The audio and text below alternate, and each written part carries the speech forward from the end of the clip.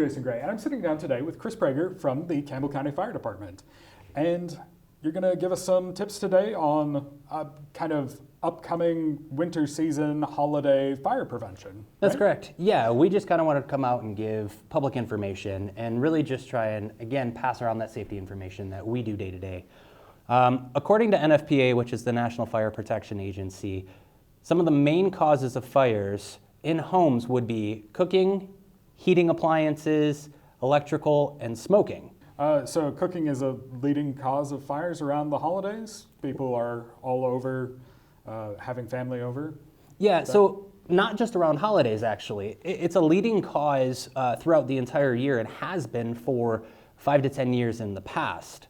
It kind of leads into a lot of things that are happening around the home. Sure. And what are some of the concerns when cooking? So when cooking, some of the largest causes would be unattended cooking, like when you're in the middle of doing something and then your child starts to cry, so you have to walk away. It could be distractions, again, children, or especially around the holidays, you have family over. Yeah. And so you're in the middle of conversations, you forget about something on the stovetop. It happens. Some of the other things that we're starting to see now would be trying new recipes or ways to cook things. So with air fryers, instant pots, pressure cookers, or even things like people see on TikTok or other social media where they want to try and do, deep fry of some sort.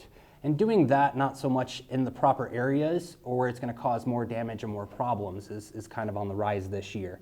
So we try to remind people, if you're going to try something new, make sure you review all of your sources that are giving you the information to do so. Sure. Look it up. You can always call and ask questions as to what the best way to do so. Ask family members, friends. TikTok is a great source for people to see new things, but it's not always the best source for safety.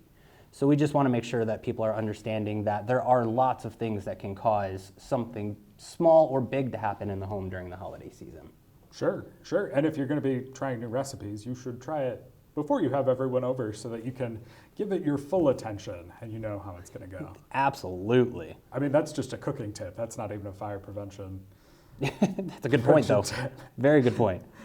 All right. And what are some other causes that people should know about? So like I said earlier, heating equipment, portable heating equipment with your electric space heaters and things when we get those really cold days. Making sure they're clean, making sure they're separate from anything that can burn, from anything combustible. So you want to have a 3-foot separation so that way the heat can dissipate into the air rather than going directly onto something that can burn. Okay. When it comes to furnaces or anything of that nature, cleaning your filters, cleaning out the HVAC system from dust and lint that builds up over the summer with your pollen and dust and things coming from the outside that can cause problems.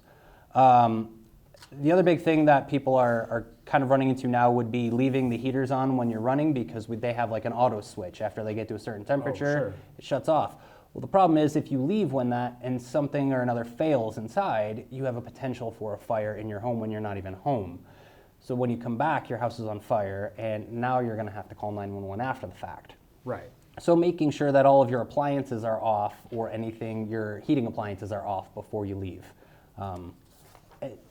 Leading into that would be like the electrical systems. You don't want to overload your electrical systems with heaters, crock pots.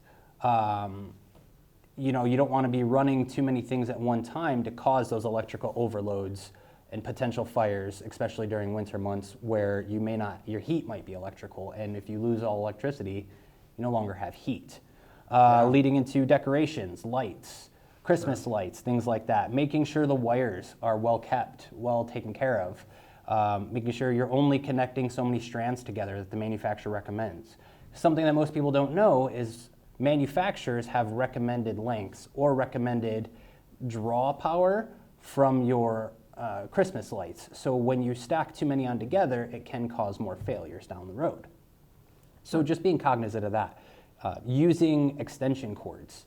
If you're going to use extension cords for Christmas decorations or decorations in general, make sure it's rated to handle what you're putting on it. And if it's like an outdoor, make sure you're using an outdoor cord, not an indoor cord. Oh, yeah. And make sure that you're basically just using those things within manufacturer specifications. I think that's the biggest concern would be you can go to Walmart and buy a really cheap flimsy extension cord. That can be damaged just by you pinching it between your thumbnail and your finger, realistically. So when you start to do that, it causes a heat buildup on that certain area, and if it's outside on the dead grass, you now have a potential grass fire. Sure. Leading into grass and vegetation, smoking, especially smoking outside during the holidays. Snow is wet, cold, but all the vegetation underneath is dead. And so we still have grass fires in the wintertime because we have discarded smoking materials on dead grass, dead piles of grass, things that have built up over the end of the fall. So we want to make sure people are paying attention to things like that. All right. Yeah, and we don't always have snow covering the whole ground, so it's something to think about there. All right. Any other safety tips for the community during the holiday season? Yeah, absolutely. I'd love to touch on two more things. Christmas trees. Yeah. If you get a live Christmas tree, the big thing to remember would be watering it every day. It is dead, but keeping it moist is what's going to keep that potential for a fire lower than normal. Sure. Make sure you're trimming the Christmas tree appropriately. You got to make sure you cut off that stump where you need to allow that water to get in. Cleaning around your Christmas tree, make sure that you've got the needles picked up and things like that, especially with kids, children trying to play with them. You don't want them ingesting them or anything like that. And then disposing of them when they're dead and you're done with them. There are certain things that you can look for, like how many needles are falling off of your tree. Is it starting to change color? Is it starting to lose branches? Things like that that are just kind of noticeable as the holiday season goes on that you might want to then dispose of your tree rather than leaving it in there.